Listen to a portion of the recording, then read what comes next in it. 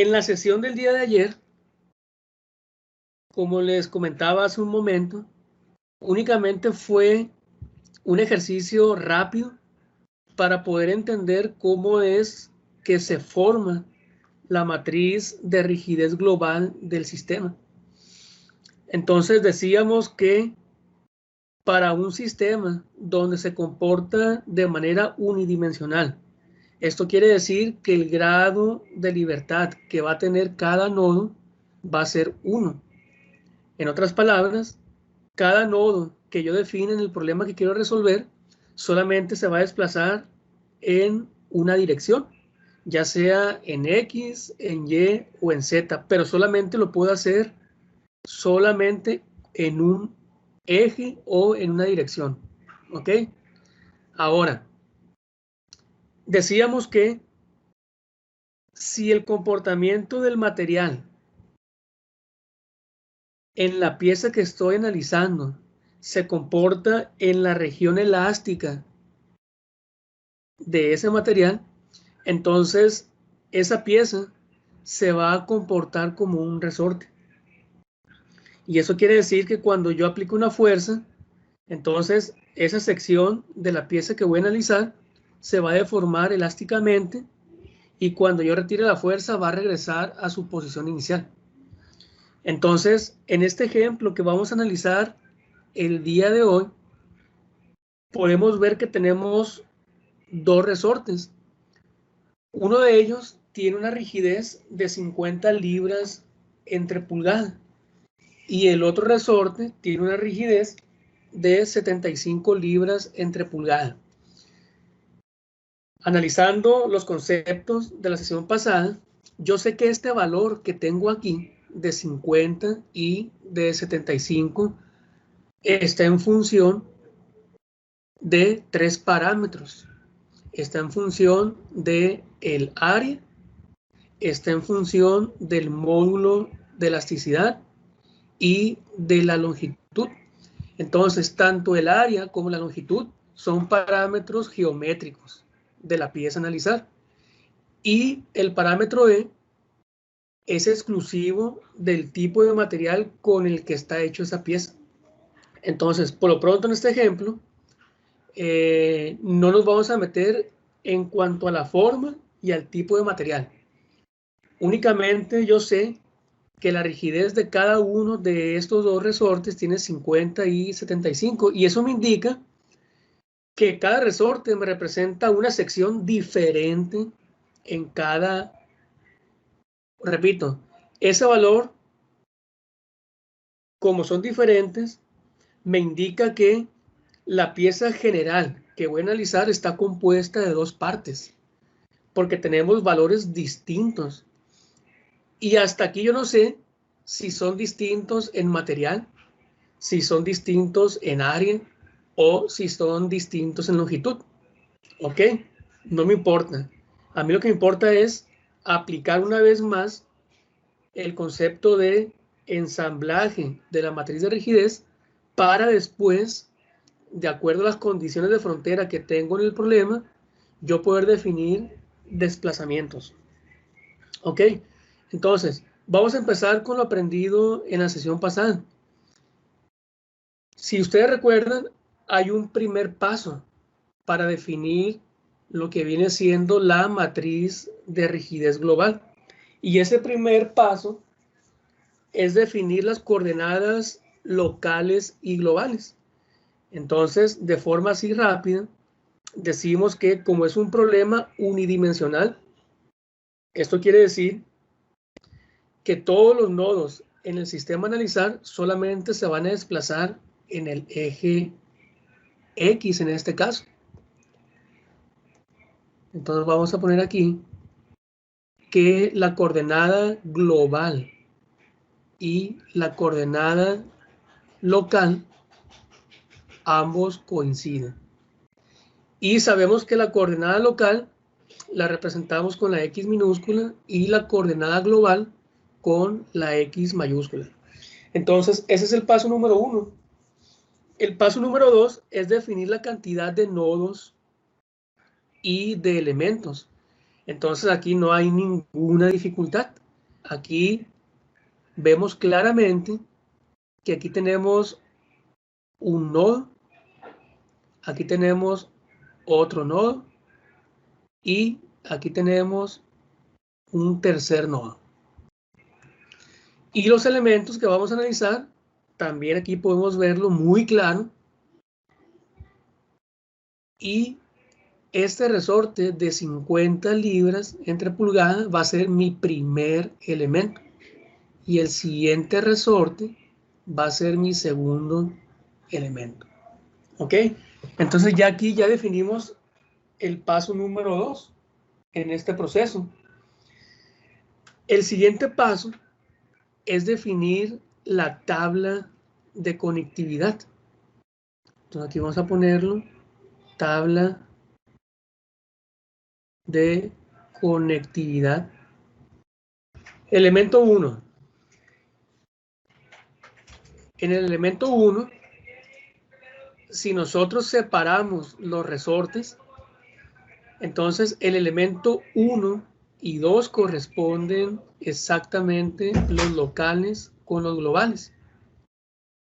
Si nosotros analizamos exclusivamente el elemento 2, ahora el nodo 1 local corresponde al 2 global. Y el nodo 2 local para este elemento corresponde al 3 global. ¿Sí, sí queda claro aquí? ¿O lo hacemos de una manera muy detallada como la sesión pasada? ¿Sí quedó claro? Sí, profe, quedó claro. Ya está. Entonces no ahondamos mucho en el tema. Si tiene alguna duda, yo voy a subir el video de la sesión pasada para que lo vean 1, 2, 3, 4 veces. Y si por ahí quedó alguna duda, pues checan por qué la tabla de conectividad queda de esa manera.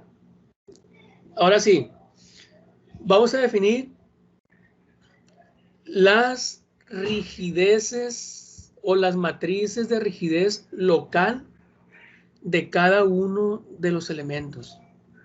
Entonces, yo sé que la rigidez 1 tiene esta forma, K1 menos K1 menos K1, K1. ¿Ok? Esta es la forma. Ubicando los valores, pues sabemos que la rigidez 1 corresponde a 50. Entonces vamos a dejar aquí 50 menos 50 menos 50 y 50. Y las unidades son libra entre pulgada.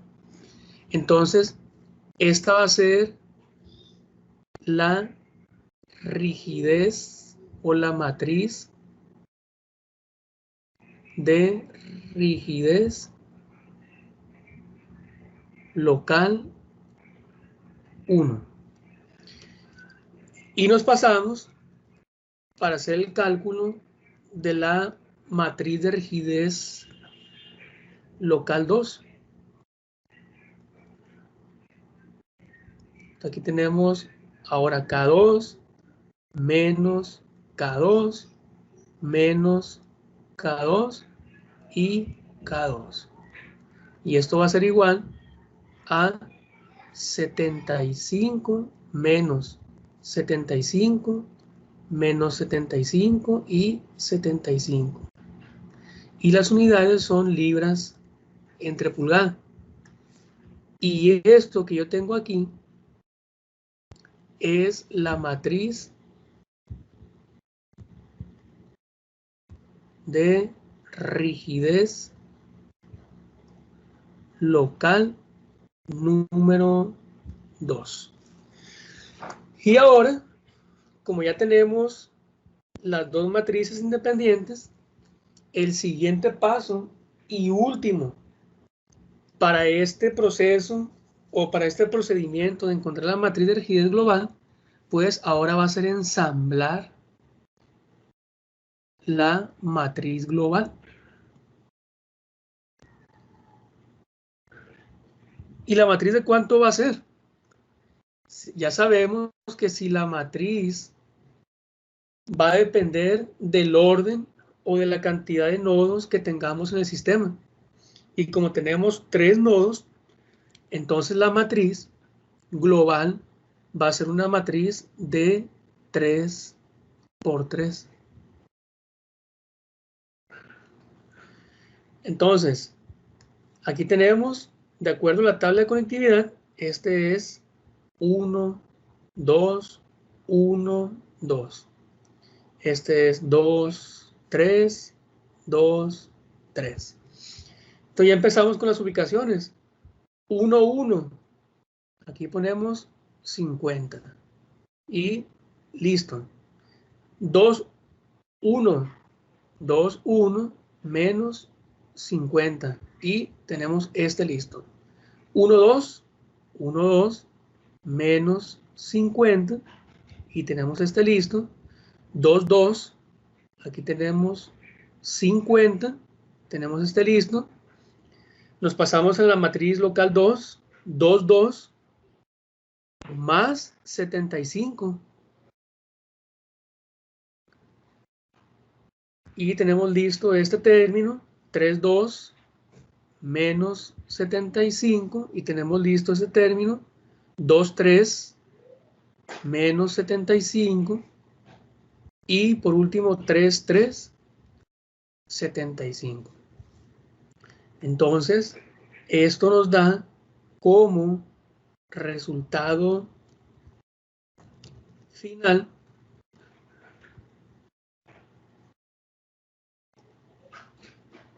que nuestra matriz de rigidez va a ser 50 menos 50, 0 menos 50, 50 más 75 serían 125 menos 75, aquí es 0 menos 75 y 75. Entonces, esto para nosotros va a ser la matriz de rigidez global. ¿Alguna pregunta hasta aquí? Todo bien. Sí, profe, se me había olvidado porque en la tabla de conductividad nomás se ponían 2 nodos. Sí, porque independientemente de la cantidad de elementos, si yo tengo 1000, en este caso 1000 resortes, yo voy a separar un resorte de esos 1000. Por ejemplo, el resorte número 1. Y este va a tener un nodo y 2 nodos. Si yo analizo por separado el resorte número 80, de todo modo va a tener un nodo local y un nodo local 2. Y dependiendo cómo se unan, pues le va a corresponder a un nodo global. ¿Sale? Pero este de aquí, 1 y 2, que está aquí en la tabla, corresponde a los nodos locales. Y esos nodos son cuando separamos ese resorte del problema general y lo analizamos de forma particular. Ok, ya está. Ok. Entonces, pues ya hasta aquí no es otra cosa diferente a lo que hicimos el día de ayer. Ahora, el paso siguiente que tenemos que aplicar para yo poder resolver el problema de estos resortes a través de la metodología del elemento finito, aquí vamos a poner en azul, vamos a identificar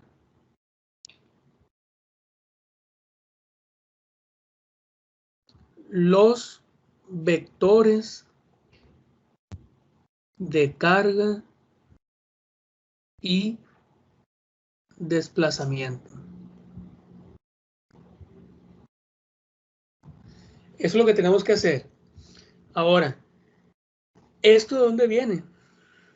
Si ustedes recuerdan, en la presentación teórica que hicimos un problema de, ya sea de fluidos, de transferencia de calor o de mecánica de materiales, tenemos que definir unos vectores y unas matrices. Ya sabemos que la matriz nos va a indicar las propiedades geométricas y de los materiales con el que estén hecho el problema a resolver. ¿Ok? Entonces, yo tengo que identificar como primer término la matriz de rigidez, que es lo que acabamos de hacer. Entonces, para el caso de mecánica de materiales, esta matriz de rigidez tenemos que multiplicarlo por un vector de desplazamientos o deformaciones. Y esta multiplicación que yo tengo aquí nos va a dar como un producto o como resultado un vector de fuerzas. Entonces, KG nos va a decir cómo la pieza que yo voy a analizar respecto a mecánica de materiales, cómo esta pieza con X forma, con X tamaño y con X material va a responder ante una condición externa que son las fuerzas. Y esa respuesta que va a tener pues va a ser unos desplazamientos. Entonces, del problema que estoy analizando, yo tengo que identificar este vector de deformaciones y este vector de cargas. Entonces, esto viene de esta manera. El vector de desplazamientos va a ser un vector que va a contener 3 valores. Y esos valores pues, va a ser lo que se desplaza el vector 1, perdón, lo que se desplaza el nodo 1, lo que se desplaza el nodo 2 y lo que se desplaza el nodo 3. Entonces, si nosotros vemos el problema que estamos analizando, yo aquí tengo 2 cargas y estas cargas que tengo aquí van a provocar que este nodo 1, 2 y 3 se deformen. ¿Qué tanto se va a deformar? Pues va a depender de la rigidez de la pieza.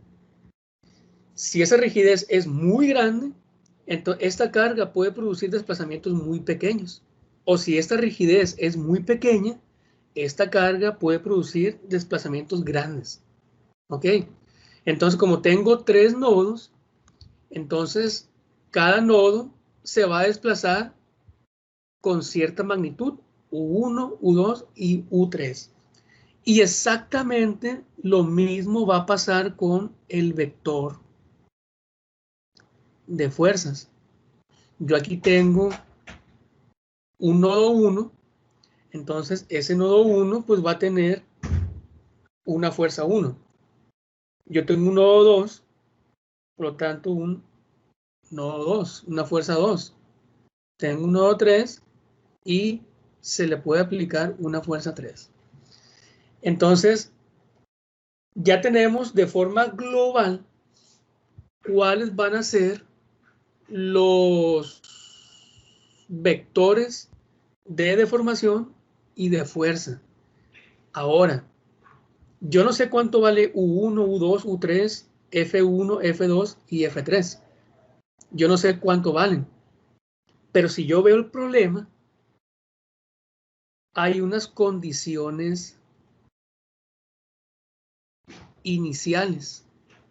Y esas condiciones iniciales también se le conocen como condiciones de frontera.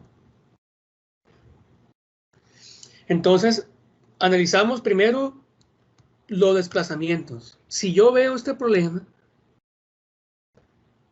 este nodo 1, cuando apliquemos carga, ¿se va a desplazar?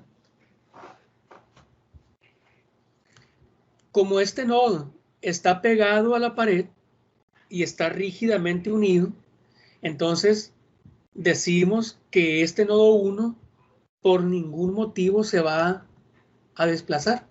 Entonces es una condición de frontera, es una condición inicial. Y esto quiere decir que el desplazamiento que tenga el nodo 1 va a ser igual a 0. Desplazamiento del nodo 2.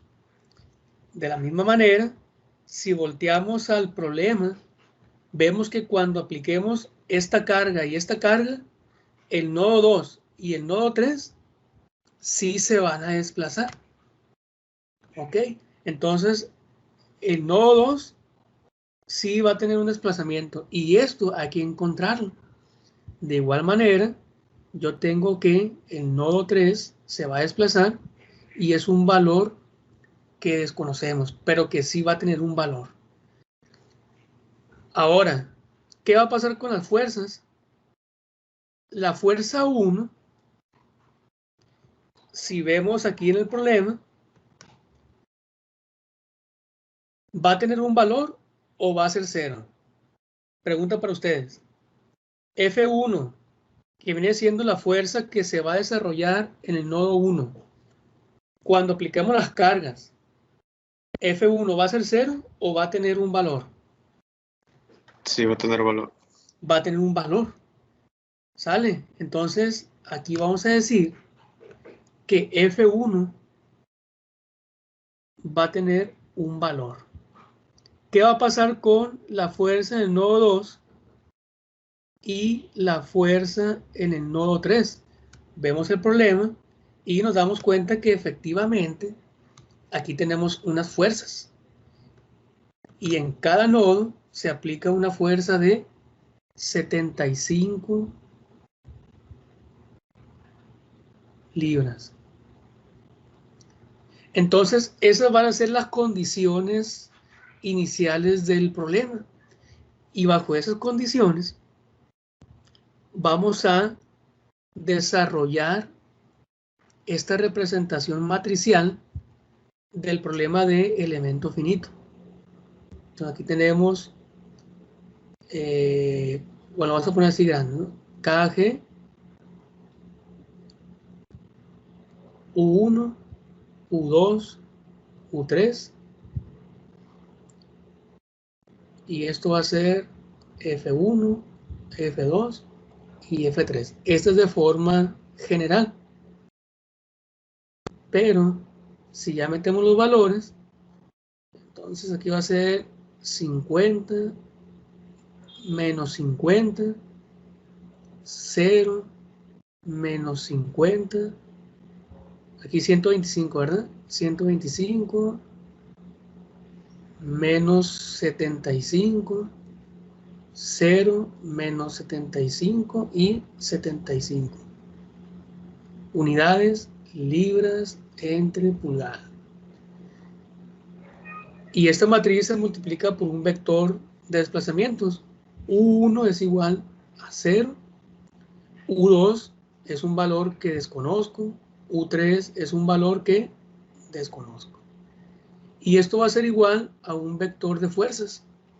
F1, que es un valor que desconozco. F2, 75 libras. F3, 75 libras. ¿Ok? Entonces, esa es la representación matricial de nuestro problema que acabamos de analizar. Representación matricial. Y yo de esta forma matricial, yo puedo descomponerla en un sistema de ecuaciones. Y ese sistema de ecuaciones, pues si tengo una matriz de 3×3, suponemos que tenemos 3 ecuaciones. Es un sistema de ecuaciones de 3×3. Pero, de acuerdo a las condiciones iniciales, como el desplazamiento en el nodo 1 es 0, entonces la primera fila desaparece y la primera columna desaparece.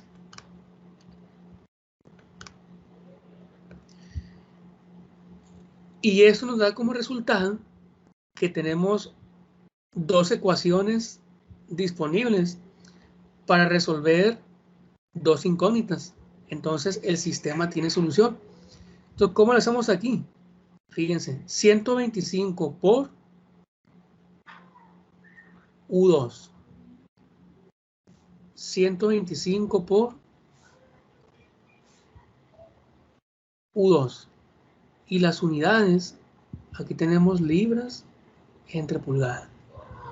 Menos 75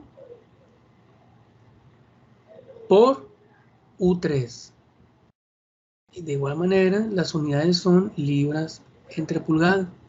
Y esto va a ser igual a 75 libras. Siguiente ecuación, ¿cómo se obtiene? Se obtiene multiplicando el menos 75 por U2.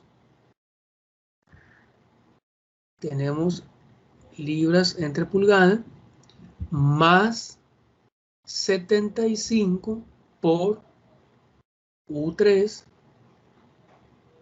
libras entre pulgadas, y esto va a ser igual a 75 libras. Entonces, como aquí podemos ver, tenemos un sistema de dos ecuaciones, que es lo que vimos en la primera parte de este curso. ¿Sale? Porque cuando resolvemos un problema con este método de elementos finitos, al final de todo el proceso llegamos a resolver sistemas de ecuaciones. Entonces, aquí ya ustedes usarán lo que más les guste. Pero bueno, aquí lo resolvemos rápido porque, pues, si ustedes se dan cuenta, aquí tenemos una solución rápida. Vamos a restar, fíjense. Si sumamos, o en este caso, si sumamos o restamos, esto va a ser 0. Entonces, 125 menos 75, ¿esto cuánto nos da? 50. 50. Esto nos da 50 U2. Unidades, libras entre pulgadas. Y aquí se suman estos dos y serían 150. 150 libras. Entonces despejamos U2, 150 libras entre 50 libras entre pulgadas. Se van libras con libras. Y el desplazamiento del nodo 2 ocasionado por esas dos fuerzas corresponde a 3 pulgadas.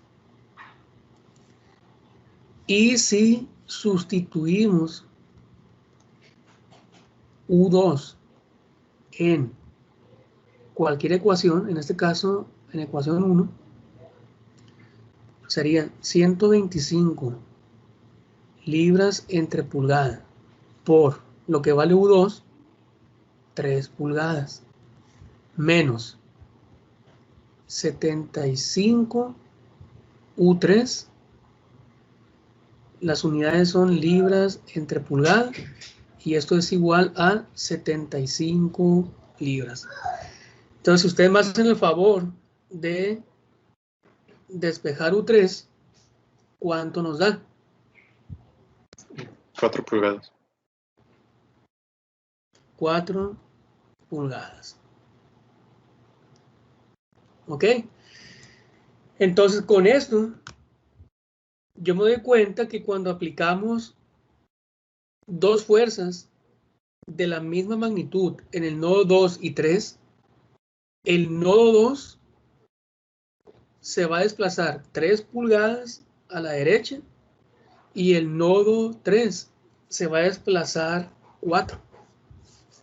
¿Ok? Y el nodo 1, pues como está fijo a la pared, pues se va a quedar en 0. ¿Sale? Ahora, yo aquí ya tengo los desplazamientos U2 y U3. Pero yo quisiera saber cuánto vale F1. O sea, como es un problema sencillo, y si aplicamos estática en ese problema, yo sé que la reacción tiene que ser 150 para que esté en equilibrio. Pero si lo queremos comprobar de forma numérica, entonces, ¿qué hacemos? Vamos a agarrar la primer columna para encontrar el valor de F1. Entonces, ¿cómo hacemos esto? 50 libras entre pulgada por 0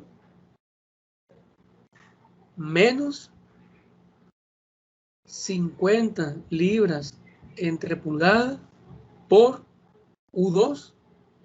Y yo sé que U2 son 3 pulgadas más 0 multiplicado por U3, que en este caso son 4 pulgadas. Y esto va a ser igual a F1. Pero 50 por 0 se hace 0. 0 por 4 se hace 0. Y F1 nos da menos 150 libras. Iba a decir 150 libras por pulgada, pero no. Son 150 pulgadas con pulgadas se van. Y quedaría 150 libras. Y si vemos, nos da un valor negativo. Y lo que nos quiere decir con ese valor negativo es que aquí la reacción que hay es de 150 hacia la izquierda. Entonces aquí lo comprobamos, lo que ya presupuestábamos que iba a pasar, ya lo comprobábamos con una ecuación.